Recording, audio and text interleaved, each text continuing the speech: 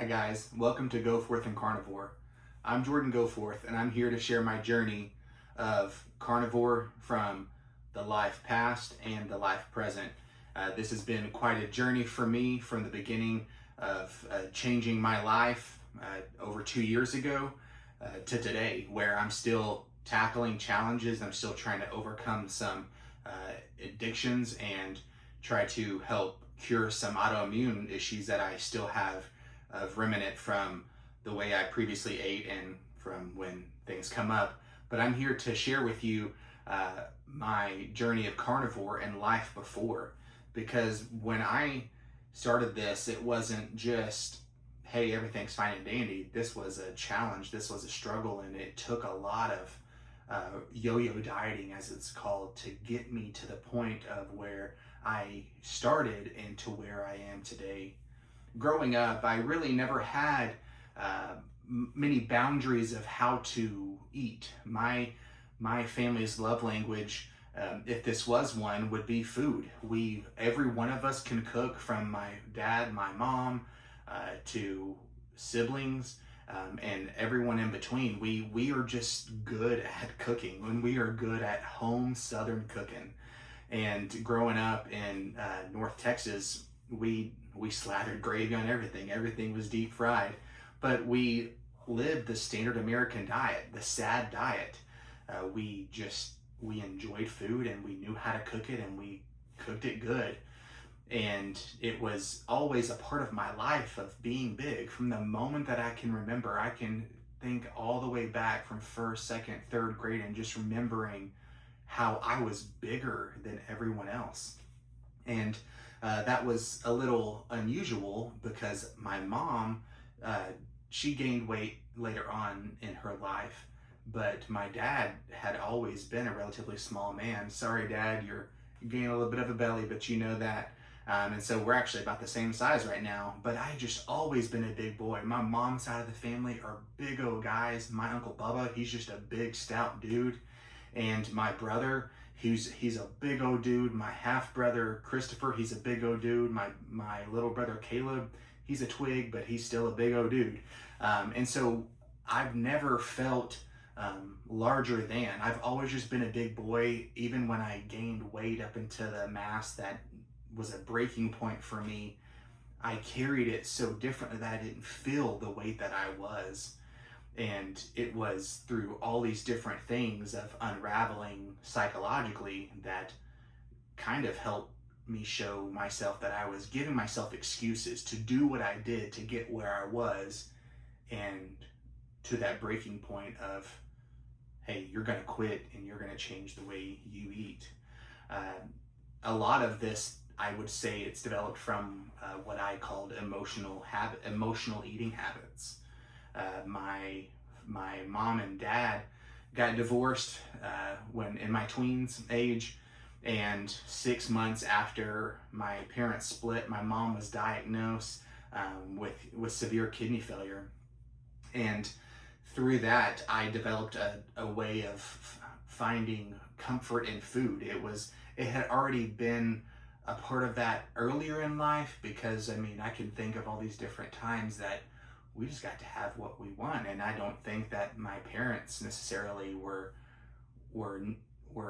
negligent. They were just the 90s family who had the naive thought of, hey, this is the standard American diet. They're going to feed you whatever you want. But with my parents splitting up, my mom getting sick, and just different things that happened to me, because in the midst of that, I was moving around. Just because of the different stages my mom and my dad were at, I was moving around to different places. I ended up landing with my aunt and uncle. But by the time I got there, I had already developed a desire for food rather than life. I found that comfort. I found life within food. And I can show you different pictures of, and I'll show this later on in my journey, but I can show you the different stages where it was that yo-yo of, okay, this probably shouldn't how you should eat, even in my teenager ages.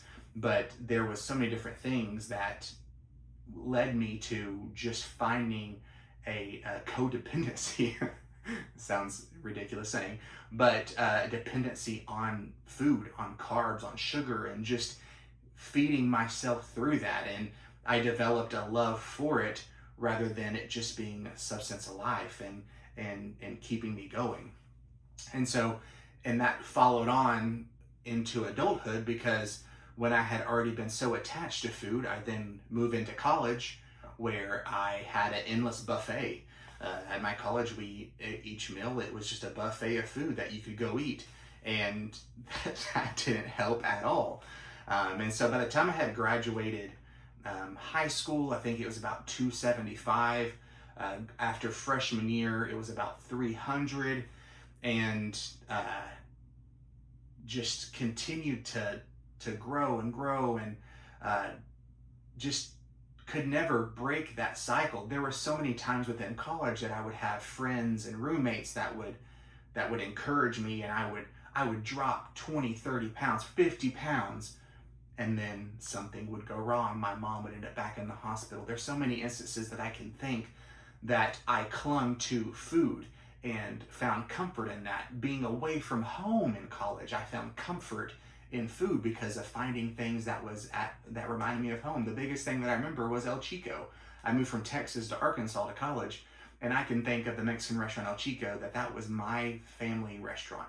If there was a Mexican restaurant that my family would say it is El Chico. And specifically those chips and salsa. Guys, that is something I battle to this very day, as I'll share throughout my journey. But chips and salsa were life. And there were so many different times that I would just go gorge myself, chips, salsa, and queso. I love Arkansas white queso. I'm sure I'm going to get some hater comments that that's not Tex-Mex, or that's not Oklahoma cheese dip like we have here. But I would find comfort in that, and the things that it led me to, the darkness it led me to. And when I would find that comfort in that, it was just like this cycle, because when I find comfort in food, the more depressed I got. The more depressed I got, the more I went to food. But in those small little moments of, hey, Jordan, you want to go to the gym today? I'd go to the gym. But then something would go wrong, something in life, and again, I would go right back to my food. And then as life progressed, I met the woman of my dreams, Rachel. I happily married her in 2014. And any of you who are married, you understand those newlywed years, whether it be because you're broke or you're trying to treat each other, you're doing what you can. You're at those very beginning months, we were carving it up because that's all we could afford in those first couple of years in our marriage. And then it led to indulgences when we could splurge. It was making homemade Alfredo, all these rich things, pastas, breads and desserts, and you can make a joke of that if you want, but getting all fat and sassy. But we would just indulge because we wanted to show off to one another. We had never lived together. We had never lived with an opposite sex. That wasn't our family. And so it was just a wonderful couple years, but with that came pounds. And then to add to that, within 6 months of us getting married, in 2015, my mom passed away, and that was life-wrenching. But just to clear any of that up, my mom lived 12 years, well beyond the life expectancy that she was diagnosed with. But my mom died 6 months into our marriage, and so another coping mechanism. Hey, nothing in life is making sense because the one woman who raised you, the woman who helped you become the man that you are today, is just suddenly gone, and she's not coming back. And so I found myself just once again indulging. I found happiness within food, and bless my wife, she helped me through that. It was her encouragement that helped me kind of dig out of that hole, but by the grace of God. But it was food that got me through that time. And so by the time that occurred, I was 330 pounds, and it just it kept getting bigger and bigger and bigger. And yes, I mean pounds, but also my obsession with specific foods, because I was the kind of person, whether it be Chinese takeout, Mexican, American, whatever it was, during that time, I obsessed over it. I ate it multiple times a week. It gave me happiness. And I mean, anyone who has struggled with obesity and gorging themselves in food, we understand what that feels like, but we also understand what it was like at the end, because we'd yo-yo. We would be like, okay, guys, we're gonna change. We're going to do this. We're gonna get better. We're gonna fix our lives, and we're never gonna look back. Well, I mean, that did happen, but it took so many things to occur. And if we rewind a little bit, there was even a time that I auditioned for Biggest Loser. I don't dog anyone who went through that or did that, but in my mind, that's what was going to happen. I was going to get on the Biggest Loser, and I was going to become the Biggest Loser, because no one was going to stop me. Once I got on that treadmill with Bob and Jill, there was no one that was going to stop me. Well, clearly I wasn't picked, because you don't know me from Biggest Brother, or not Biggest Brother, Biggest Loser. But I thought in my head that that's what I was going to do, but clearly it didn't. And so if we fast forward again to where my mom passes away, with that over and over indulgence of food, there was a point in time that I just kept growing so big that I got to about 370, and I was like, no more, I can't do this. And so my wife and I had promised to help make things get better, and we were going to diet. We were going to go to the gym. I got a membership at the gym, and I was going faithfully for a month. And through this, we were going through some infertility issues. About 2.5 years, we struggled with not being able to conceive. And being a husband, there's a lot of struggles that go along with that, because your wife is struggling that she can't have a child, and there's nothing that I can do as a husband to protect her. And anyone who has a spouse, you know that feeling of there's nothing you can do, and that's hard, because you want so bad to be able to give your spouse what they want. And I could not at that time give my wife a child, and it was God's timing, it was God's ability that we had a child when we did. But it was just another thing, another reason, another excuse that I gave myself of, Jordan, you can do this. You can do what you want. You can eat what you want, because you know what? You'll lose the weight tomorrow. And I kept giving myself those excuses, and we finally got pregnant in 2018. I remember this day so vividly of Rachel just having a complete breakdown in our bathroom, and I'm sure one day we'll share that story and struggles of infertility. But I remember the moment that she was breaking down, and she was miserable, just because she yearned for a child so badly, and something that I couldn't give her. And I even felt weight in that, literally and figuratively, because I was like, maybe my weight is keeping me from being able to reproduce, and maybe it's causing issues in the way of counts and just being able to reproduce. But in that moment, what's so funny, if we fast forward 2 months, come to find out she was pregnant all along. And our little man came along, and our lives have never been the same since 2019. And actually since 2017, we had a lovely foster son. We were so blessed to get to parent him. And that's what made it so funny, is we had finally just said, you know what, we're going to foster, and we're just gonna take care of someone that's in need. And it was through that we were blessed with our own child. Our foster son went home a few months after our son was born. But once again, we're at an area where you find another excuse to eat, because when you have a firstborn, yes, we had that foster son, but he was a couple years old. We had never had a newborn, and so now we have a newborn. We didn't know what to do. Everyone who has a child understands what I'm saying. You don't know what to do, and so you're just finding a way to survive. And through that, another set of pounds came on, so much, in fact, that I had gotten to 399.1. And I'll try to get that up. I'm not quite at the editing stages of life, but I got to 399.1. And I told myself, Jordan, you will never get to 400. Now, I may have, but I had never seen 400 on a scale for me before. And so I told myself, Jordan, you are not going to get to 400. So I lost quite a bit of weight in those few months. I think I'd gotten back down to like 260, 270. And then what happened a few months into, or a little bit after that? COVID occurred. Well, just as everyone did during that time, you did what you could to make it within our home. Honestly, with our experience, we enjoyed that because we got to grow with our son and see him in all of his early newborn stages while also getting to work from home. And so it was a hard time, but it was a curse of not being able to go anywhere. And it was a curse and a hard time, but it was also a blessing because we got to see everything. But with that, we experienced everything. We made sourdough bread.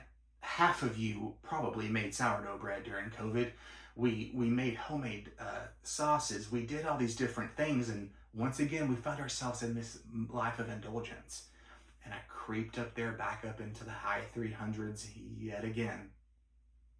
And with that came all of these crazy health issues.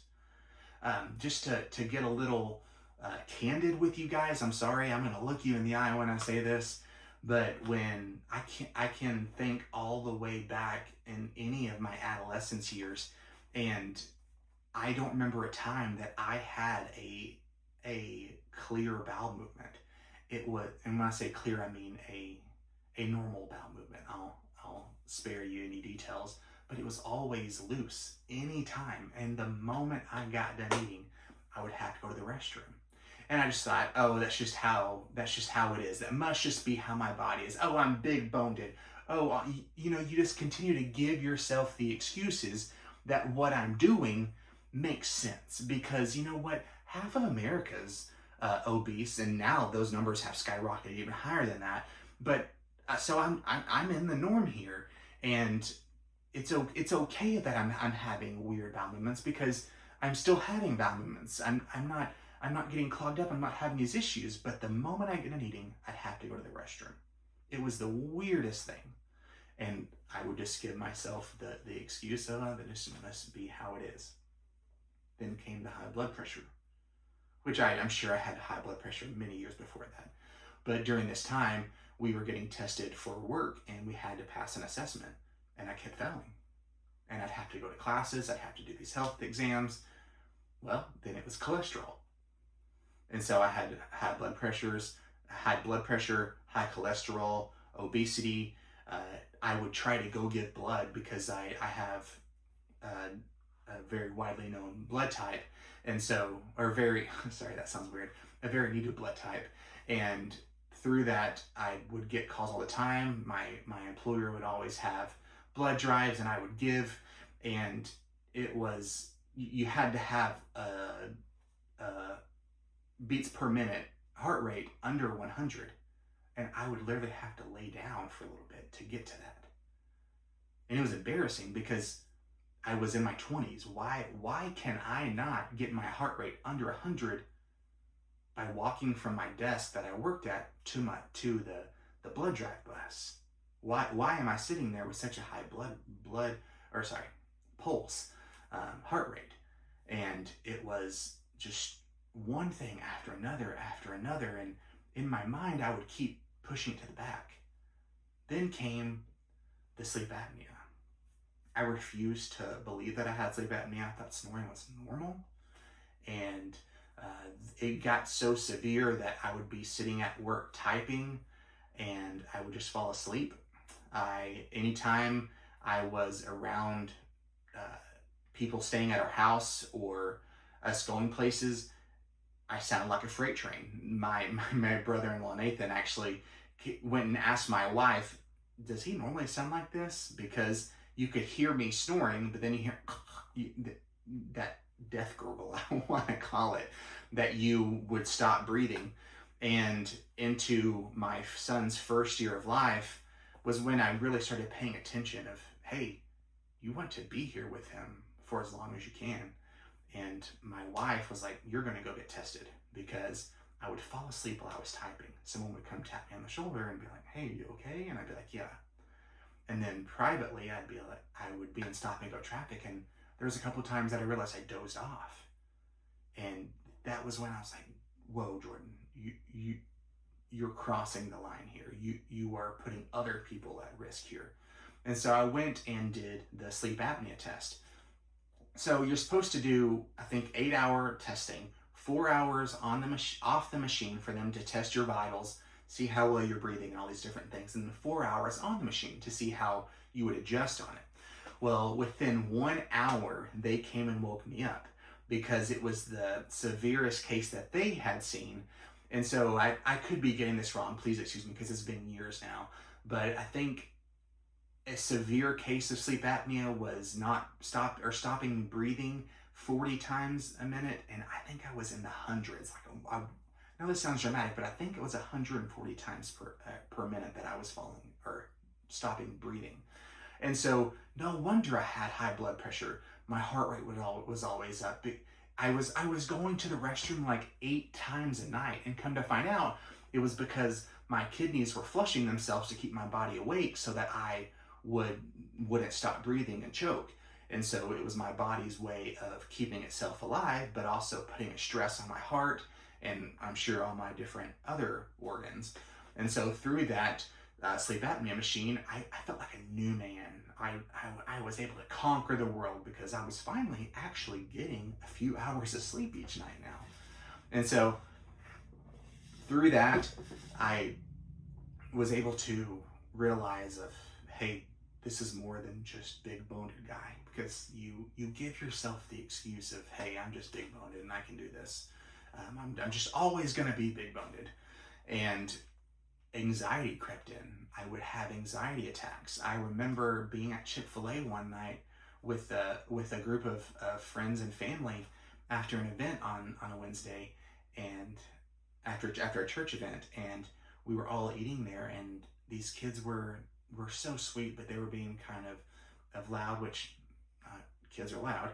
But then I had all this going on in my head, and I went to the bathroom and I just crouched down to the floor. I just had crippling anxiety. And I'm sure it had a combination of mental health because of losing my mom and struggles of that, and just all these different ways I kept creeping into depression, giving into depression, going deeper and deeper and deeper into it, that it just kept getting worse and worse and worse. Well, it did keep getting worse. My wife and I took a trip to Vegas. We're not gamblers. We don't party. We don't do all these things, but we just wanted to see it. So we went and we walked 30 something miles in the 3 days we were there. Like, I want to say it was even more than that. But it was at least 10 miles a day that we had walked. But on day 3, the night before we were going to fly back home, I had a gout flare-up. I had never understood what that was. But if you've never had gout, now for me, it nested in my feet and my toes. So it's sometimes in knuckles. So a relative of mine, he gets it in his knuckles. But for me, it was in my, toe knuckles?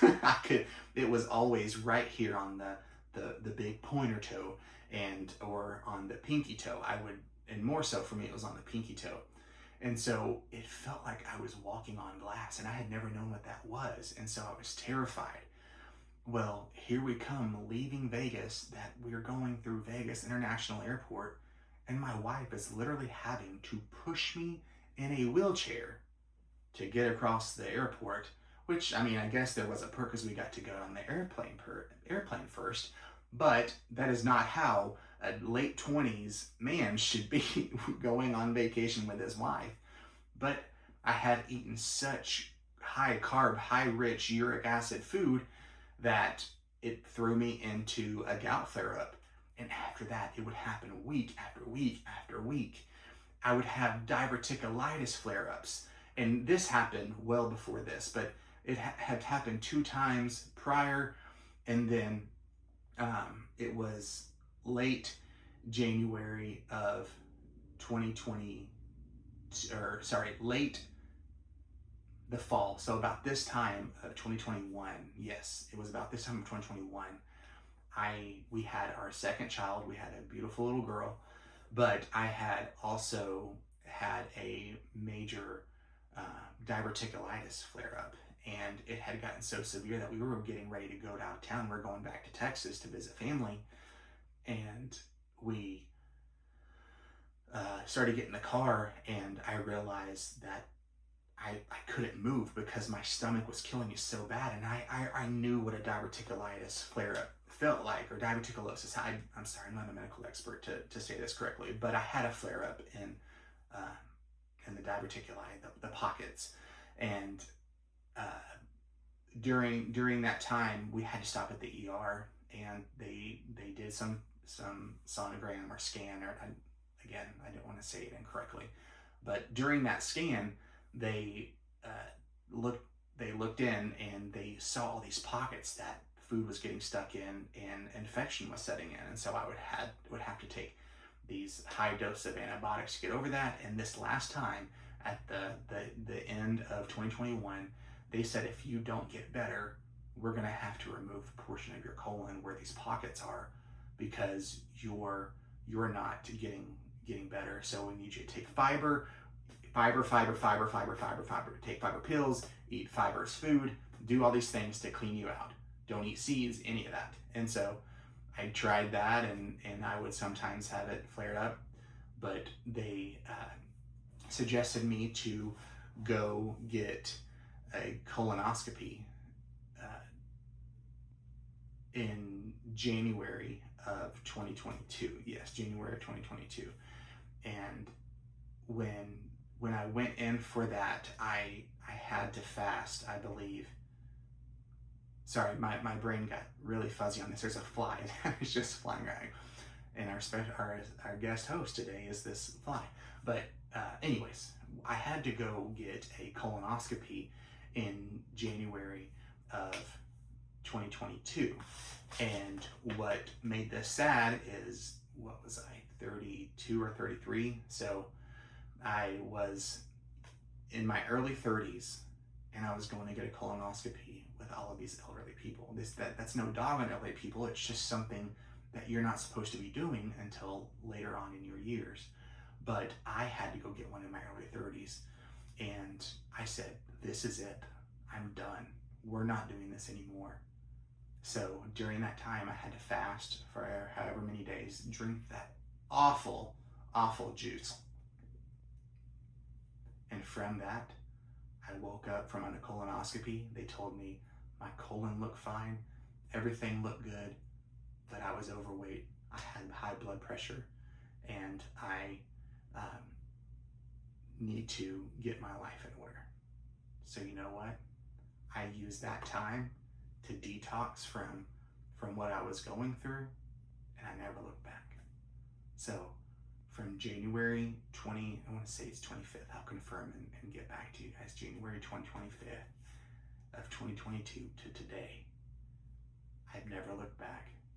I've never given myself back over to carbs. I can't say that I haven't had slumps, and I can't even say that I haven't gained any weight back. But from where I was, from that moment of highest weight that I've ever seen on a scale, from 399.1 to now, I've lost almost half my weight. And so what I'm wanting to do here is to share my journey with you, to talk through from that day on the things I've done, the challenges I've had, the successes I've had, the grief I've had. Yes, I grieved not getting cherry pull and pill Twizzlers. I love those. I don't care if that's white trash or not, but cherry pull and pill Twizzlers and dots. Don't ask me why, but it's just how it is. But it got me to a reset of a new life and a new lease on life, and getting rid of all these ailments, and getting back to where I need to be as a man and a leader of my family, and getting to enjoy life. And we've had a third child since then, and I'm getting to do things with all three of my kids that I never thought possible because of this journey. So I hope you guys will join me. I'm going to do my best to post as often as I can to share this with you. I know that the way I've done it may not be best for you, but I hope it just encourages you, even if it's just to get up off the couch and go do something that gets yourself physically active and changing you to at least change your mental health, to where your mental health can change your physical health. Your physical health can get you out there to go change the rest of the world, to where you can make good for someone. So I hope you'll join me on this journey of Goforth&Carnivore, from where I was before carnivore until now. See you next time.